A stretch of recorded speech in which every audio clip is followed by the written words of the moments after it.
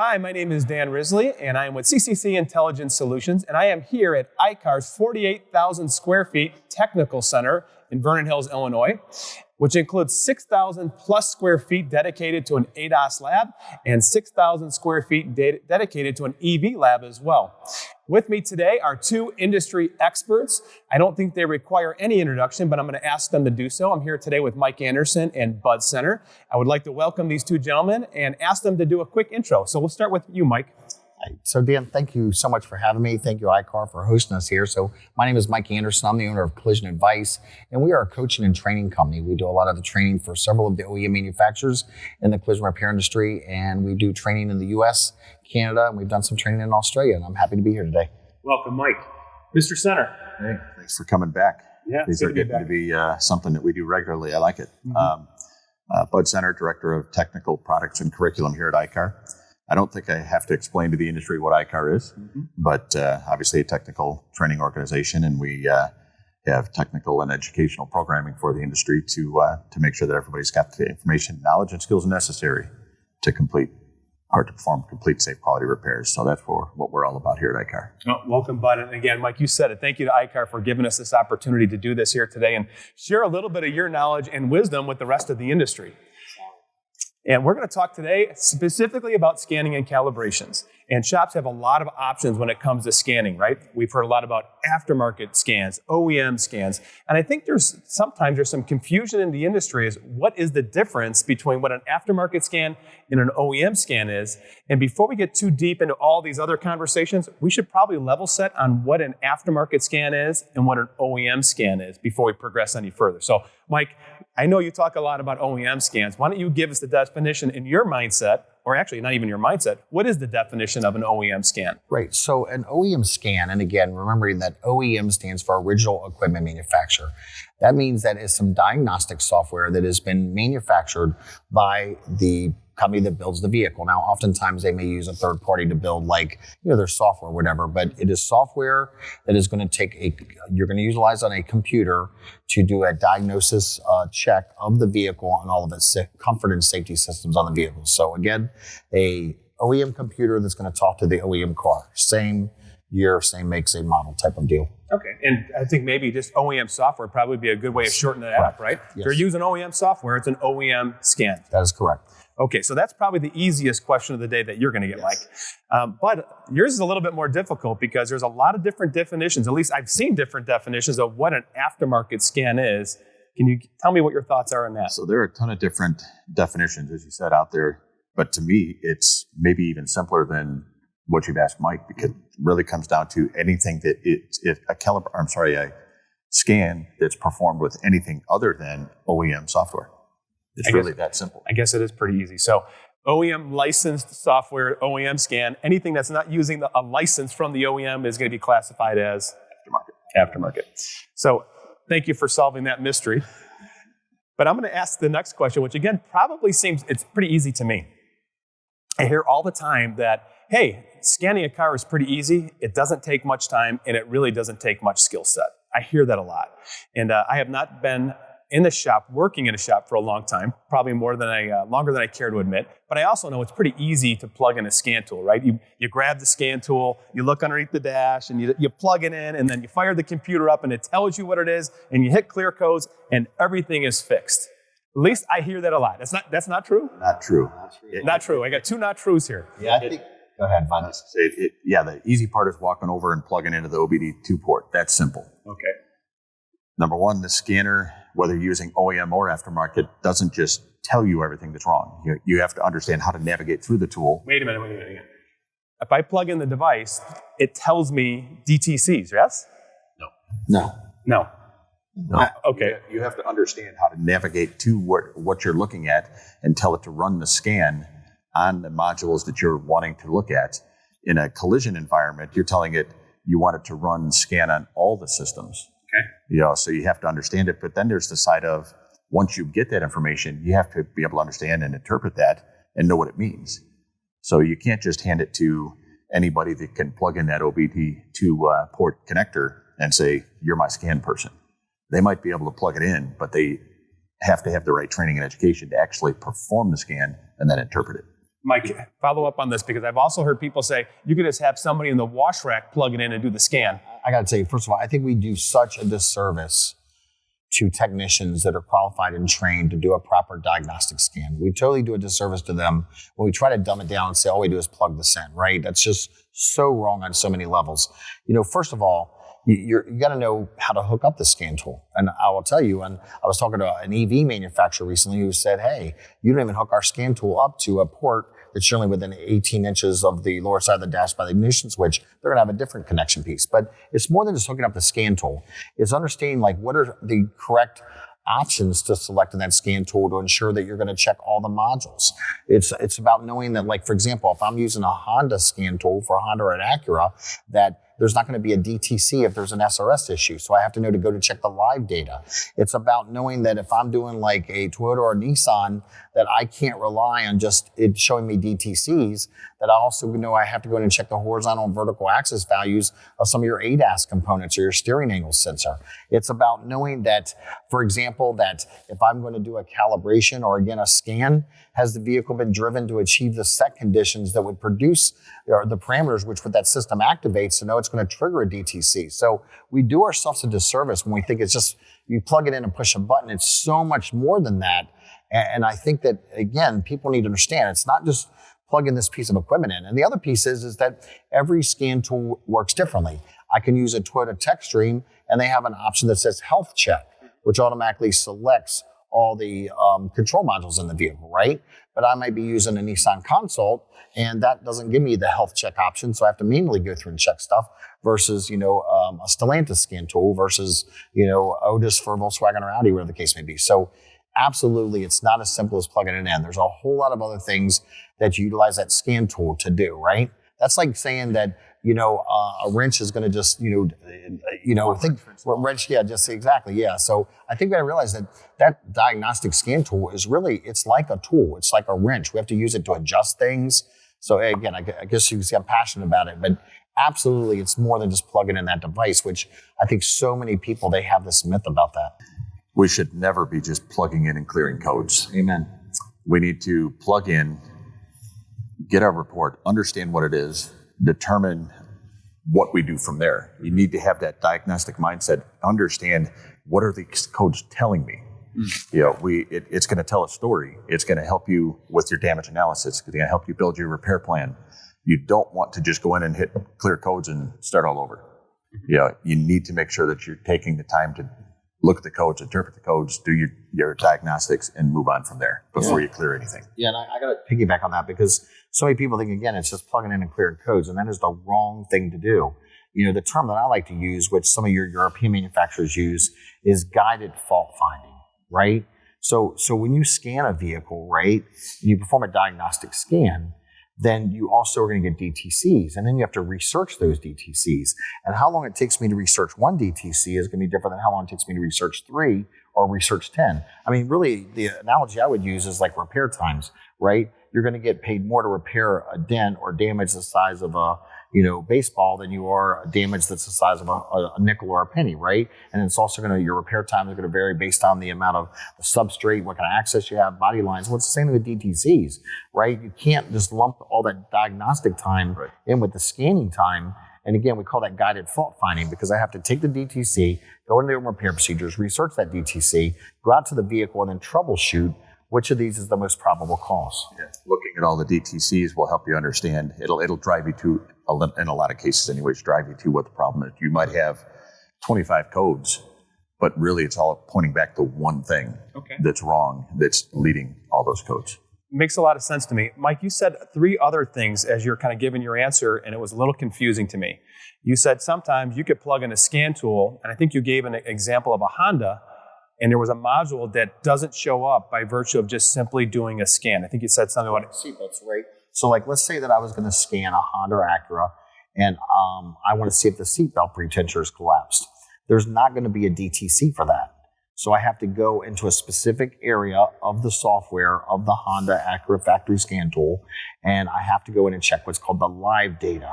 And basically what it's going to do is it's going to show like a green dot if it's good, and a red dot if it's bad. So in Honda and Acura's mind, and I don't want to speak for them, but this is my understanding, is that like if an airbag deploys, it shouldn't trigger a DTC because it deployed because it did what it was supposed to. So it's not like a problem. It did what it was supposed to. So you have to take that extra step and go and check the live data. So if I have an inexperienced person who's just plugging the scan tool in and they don't know to check the live data, then they're going to miss that. Okay.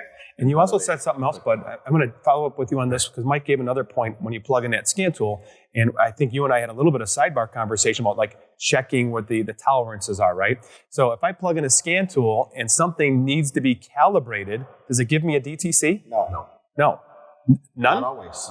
No. It'll vary. It just depends what it is. So you might, you might have one vehicle that on that year, make, and model, it won't give you a DTC if there needs to be a calibration. Maybe that vehicle got a little bit more advanced or has newer technology, and as it's a different model year, then it may trigger a DTC if you need that calibration.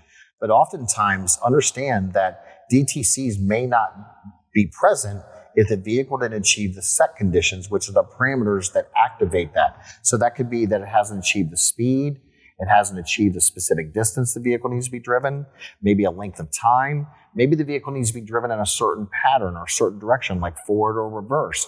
So if the vehicle's in an accident, specifically vehicles that get towed in, when a vehicle gets towed into your facility, it was never driven to achieve those parameters or set conditions to trigger DTC. So we cannot rely on just DTCs. That's why you need a knowledgeable person performing that diagnostic scan that says, I'm going to go in and check, for example, the steering angle sensor specifications or the forward-facing camera specifications. And generally, you're looking at horizontal and vertical axis values to see if it's within the specifications, and you compare it to the OEM repair procedures. So where I was going is a couple of things here now, because you just sparked something else, is that where do they get this information and this knowledge? They have to understand. You have to go in and research the OEM procedures and follow what it's telling you to do. You will find in most service procedures in the service manual, you'll find those things for the guided fault finding. They'll help you through that. You just have to know to go in, research it, find it, and then follow it. The other thing that I had is, as Mike's talking about this, it kind of triggered that, these systems, we've done a lot of testing. I shouldn't say a lot, but we've done some testing initially here and did some things with systems, the ADAS systems in particular, to start to do some research. So we would shim a sensor, move something around, and then drive the vehicle and look at the live data to see what's happening. And it's to the point Mike was making earlier where you can't look for just a DTC, you have to look at the live data. You have to understand how the system's performing and compare it to where it's supposed to be. We will take these vehicles and do that, shim something so that it's off. And the system does not throw code in many cases, doesn't turn a light on, but you'll drive it and you'll see the system trying to make adjustments, trying to get it into spec where it's supposed to be. And when it can't get it there, it drops offline. Wow. So it's that type of thing where it'll just drop off and it doesn't tell you, hey, you've got a code, you've got a problem, you don't see a trouble light, you'll just see that system go offline. So it's one of those things where, again, we talk all the time about CSI. Get that car back to the customer, tell them everything's good. They drive it for, 10 days or whatever it is until they get enough mileage on there that the system says, nope, can't fix this, and it drops offline. It's scary. You need to make sure it's right. So I'm going to pivot a little bit, and we started out talking about aftermarket scans a little bit, and I really want to go spend a little more detail, a little time around the aftermarket scans. So the one thing that I hear consistently, and there's a lot of options for shops, that all aftermarket scan tools are created equal. So stated differently, I could line up every scan tool that we have in this industry, and I could pick up any one of those, and they're going to do the exact same job. No, very false. Are you sure about that? Are you sure? Because I've... Yes. 100%? Yes, 100%. At least 100%. At least 100%. Okay. That's absolutely. We have many of them, many different scan tools that we've worked with, and there's been a lot of research done around the industry, and there's a lot of things out there that will tell you they are not all created equal. So you have some that do a really good job, and you have some that do an okay job, and some that don't do such a good job. Yeah, I guess it all depends on what what you're trying to do with it, what you're trying to accomplish, but they are not created equal. Mike, any thoughts on that? Yeah, absolutely. Our company, Collision Vice, we had the honor and the privilege of actually assisting with developing and building the hands-on ADAS calibration and scanning training for Nissan Infiniti. And we conducted that training for several years hands-on. And as a part of that training, we would actually give the technicians that came to the training, we would give them aftermarket scan tools. I won't say their names, and we would allow the shop to scan, the actual technician to scan the vehicle, and then use the OEM Nissan consult, and we would let them see for themselves, right? And I will tell you, they're all not created equal, and they're not the same. So I'll just leave it at that. So what I find interesting about the conversation, though, because we can have an anecdotal conversation around they're not all equal. And I think that's an easy assumption for us to make, right? They're not going to be all equal because everybody makes different investments in their technology. But I think something that a shop could use as a backstop to all that, like, okay, if they're out there listening now, they're like, okay, well, is my tool a good one or is it the right tool? There's an easy backstop, and that is when they go to do the scan, and it does the search on the car, you plug it in, it's going to come back and give you a readout that says, I read 80 modules out of the 100 on this car, so I was unable to read these 20 modules. So it's going to tell me, the shop owner, that, hey, my aftermarket scan tool did a good job. It got 80% of the modules, and I missed these 20. You're a funny guy, Dan. Yeah. Doesn't work that way. No. It doesn't work that way. If they only scan 20 out of 80, they're going to give you results on those 20. They're not going to tell you they missed the other 60. Wait a minute, hang on. So if I plug in a scan tool A and I plug in, it's an aftermarket scan tool, and I plug it in, it could return, I'm a technician now, return back a set of values that says I read all 20 modules with no knowledge base of it. I don't think it'll say all 20. It'll just say it read 20 modules or 60 modules. The problem is the aftermarket scan tool does not have access to the build data. The build data is from the vehicle manufacturer that says this specific vehicle has this many computer modules or features on it, right? Mm-hmm. The OEM scan tools have that. So the OEMs know when you're using like an OEM scan tool, they know which modules to go look for because it's based off of the VIN number of that vehicle, and the OEM scan tool, because it's aligned with the OEM, knows these are all the computer modules that are on that vehicle. The aftermarket scan tool does not have that access to the build data. So it does not know. So what happens is the aftermarket scan tool will send out a signal to go look for a component, and it may not find it, and then it's going to store a DTC. Well, that's like an output or functionality test. Well, now it's stored in a DTC. That's what we call a phantom or a ghost code. It's stored in a DTC because that component doesn't even exist on that vehicle because it doesn't have it, versus the OEM scan tool would not even look for that because it knows this doesn't have whatever that feature is, right? So absolutely, right? I mean, it's not going to say, hey, this vehicle had 30 computer modules and we were only able to scan 19 of the 30. It doesn't know how many the car has. So it's really, I know this sounds like a pretty harsh statement, but it's just kind of like playing Russian roulette. You're hoping for the best, right? So theoretically, if I'm looking at like the high grade or lower grade of aftermarket scan tools, if I was using a lower grade aftermarket scan tool, I theoretically could plug in it and think I did a really good job because I have a report that says I did a scan and it didn't show any DTCs. So that theoretically could happen, right? Absolutely. And Mike, you mentioned ghost codes, but I don't know if you have experience with this too, but is there instances where maybe a ghost code isn't thrown? Maybe the aftermarket tool doesn't throw a ghost code, it doesn't do anything. Yes. So that exists too? Yes. That's the cases that Mike was talking about earlier, where the aftermarket tool may not know that even exists on that vehicle to go look for it. Okay. I'll give you a very good example, and this has nothing to do with collision repair. I have a very good friend of mine.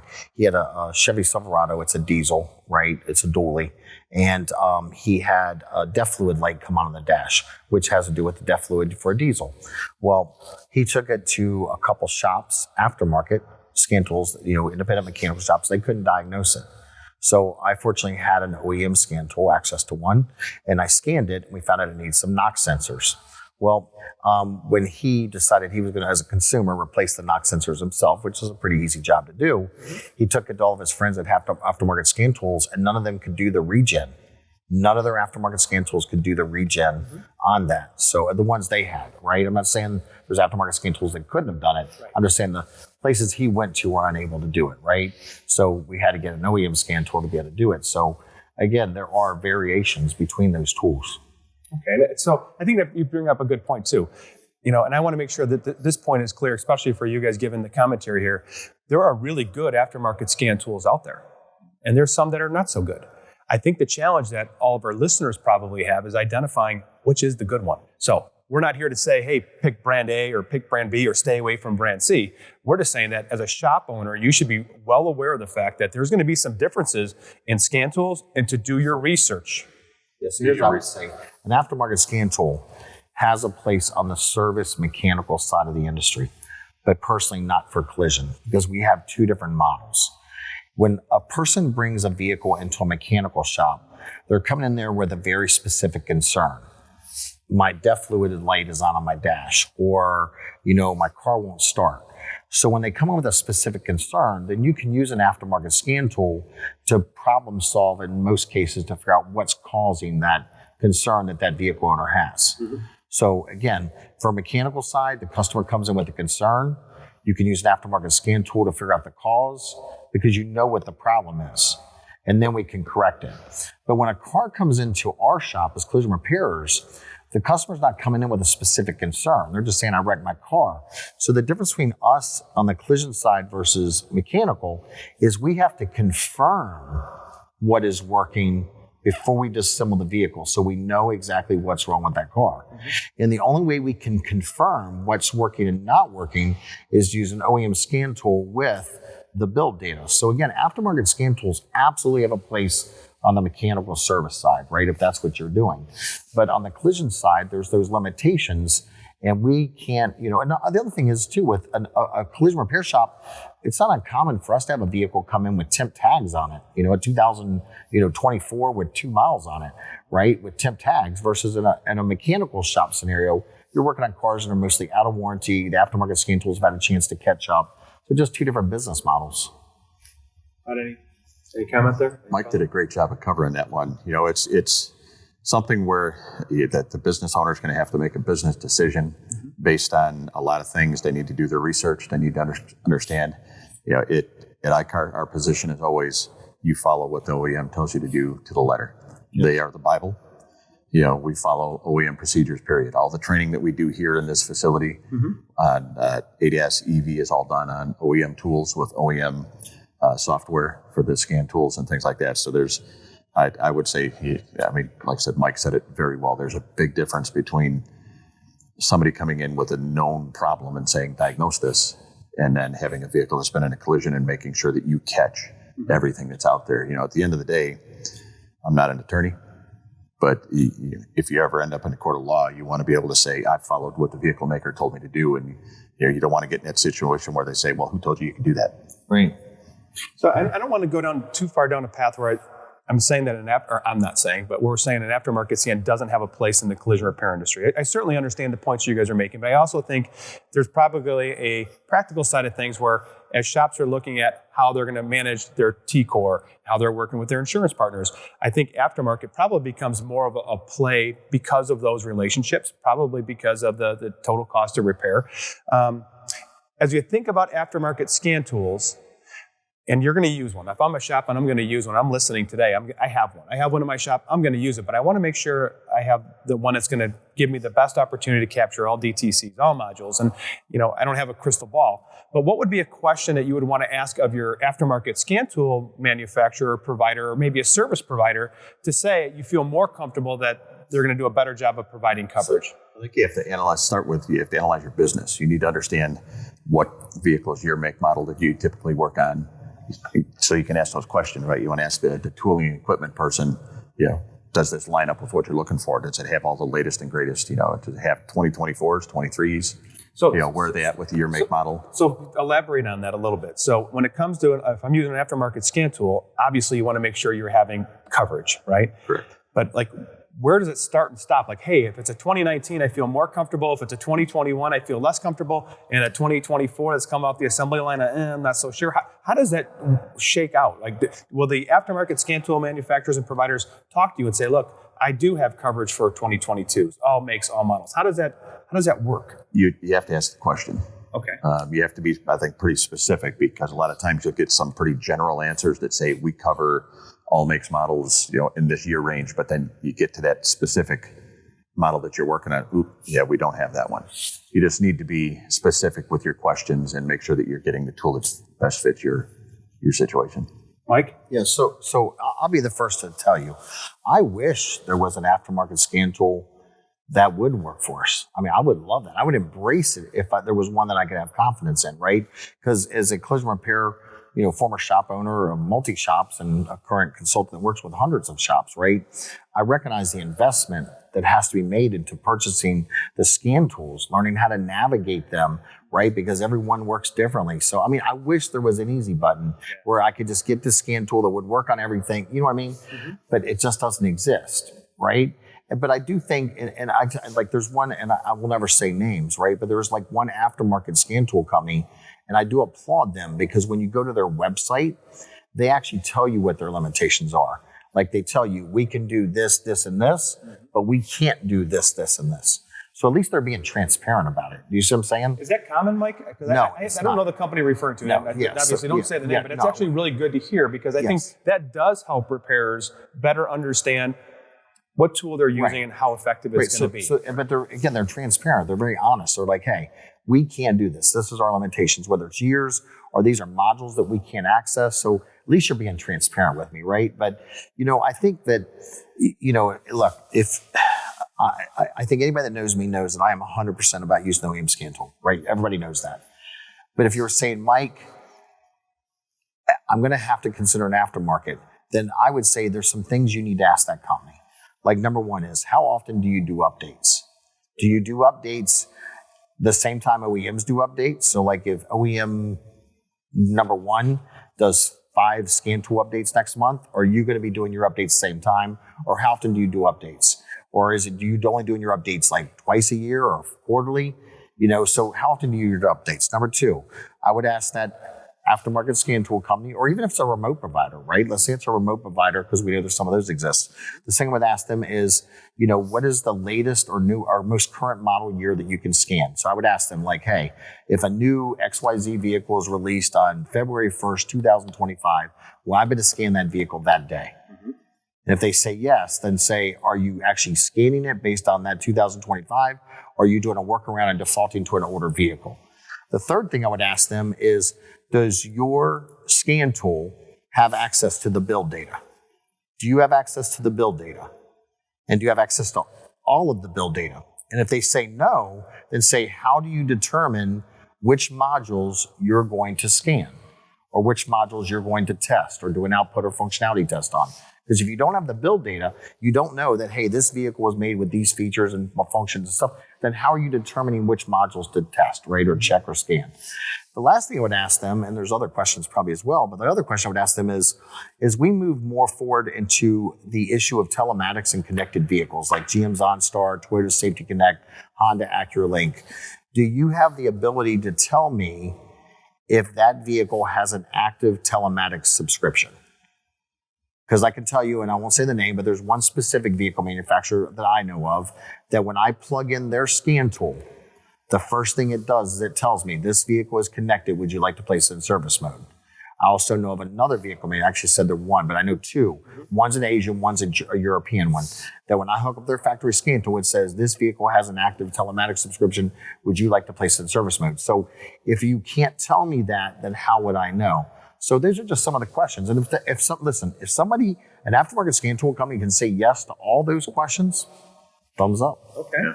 Mike's making my job easy because he's really detailed on all this stuff. There's one thing that I would say that I would add to that. Okay. We have somebody on staff here at iCar that is responsible for even the OEM tools and making sure that they stay current and updated. These things don't all just automatically update. You have to go in and actually update the software. So we have somebody whose role is to make sure this stuff stays current. And I'm going to tell you, I'm going to tell you that is a huge thing because when we were doing the training for Nissan Vinley, the number one call we got wasn't about a vehicle problem. It was a computer software problem. Yeah. So kudos to iCar for doing that. That's awesome. So I'd love to talk about the updates because I think you said a lot of great things in there, but I'm going to focus on the updates here for a second because that's the one to me that if I'm looking at an aftermarket scan tool, I think that one could be a game changer because I've heard you say just a second ago that one car manufacturer could potentially do 5 updates in 1 month. Did I hear that correctly? Right, yes. So I don't know if that's common or uncommon, but that happens, right? Right. Yep. So and you said it, if this car manufacturer updated their software 5 times in a month, did I get those updates when I'm using that aftermarket scan tool? And if I did get them, when did I get them? Did it happen on a monthly update? Did it happen real time? Did it happen quarterly? Those are really important questions to ask, because that could be the difference between identifying a module that needs something or a DTC that needs something and not. Correct. The other thing too, that if it's an aftermarket scan tool, is ask them, how are you navigating what's called the secure gateway, right? So we know that a lot of the OEM vehicle manufacturers today have basically built in firewalls to prevent the vehicles from being hacked, right? Mm-hmm. So how are you, as an aftermarket scan tool, have you gotten permission from the OEM to get a little secret key to go in there, or what's your workaround, right? And that's another valid question to ask. Yeah. Just how deep are you able to get into that gateway? Right. Yep. Yes. So you said secure gateway. So I always had this thought in the back of my head when I'm thinking of the secure gateway. It was almost kind of like maybe that was put there to eliminate other competition maybe from coming in and working on their cars, right? But I didn't hear that from you. I think I heard from you was they put a secure gateway to prevent people from hacking into those vehicles remotely, telematically, and doing something nefarious. Is that what I heard? Yeah. I'm sure we've all seen those articles and the different groups that have gone out there and actually been paid to hack into these systems, and they were able to, with some of these advanced driver systems, be able to get in and control steering, braking, turn the vehicle on and off. I mean, they're able to do that by hacking into the system. So yeah, that's what that's all about, is controlling people and limiting access. So that's actually great things, guys. Thank you. So it sounds like it would be a good question for me to ask my aftermarket scan tool provider or service provider is, when we encounter a secure gateway, do you have access? Yes. And if you don't have, so let's do this. Let's do the what ifs. So I'm using my aftermarket scan tool and I can't get access to the secure gateway. I can't get through. What's the shop's option? Go to that OEM licensed software. So that's it.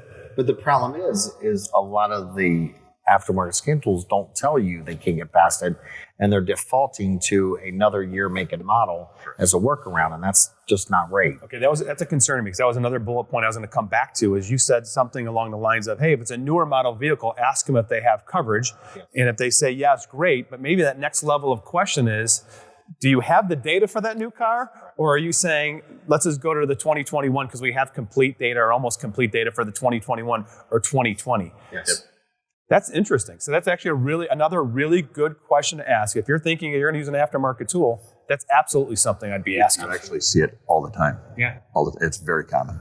Yeah, I mean, you got like Stellantis has secure gateway, Nissan Infiniti has it, Subaru has it, Mercedes has it, and I'm sure there's more that I'm not even aware of.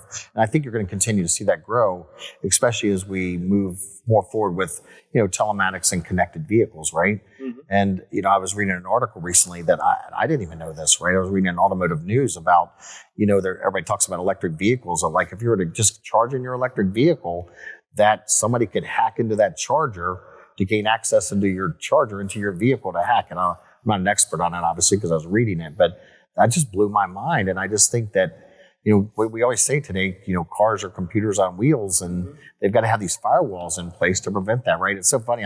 This probably is off topic, but we're in Chicago, and I was watching an episode of Chicago PD on TV last night, and the whole episode was about somebody that hacked all these cars in Chicago, and that Chicago would never happen, right? Yeah, Chicago PD futuristic was chasing them, right? And I was like, oh my God, that's so. Right on topic. Yeah.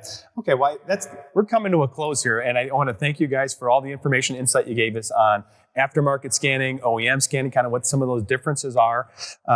And I think you guys gave some really good suggestions. If you're going to use an aftermarket scan tool, things that you should start to think about, some of the questions you should be asking, what model coverage you have, do you have access to the secure gateway? The update sounds like that's a really big hot button issue. And if you can't answer those questions, you could still use the aftermarket scan tool, but you may not be able to do a complete job. And you're going to have another solution in addition to that one to make sure that you're able to cover up on all those questions and all those gaps that you were able to identify in talking with that scan tool provider. Yep.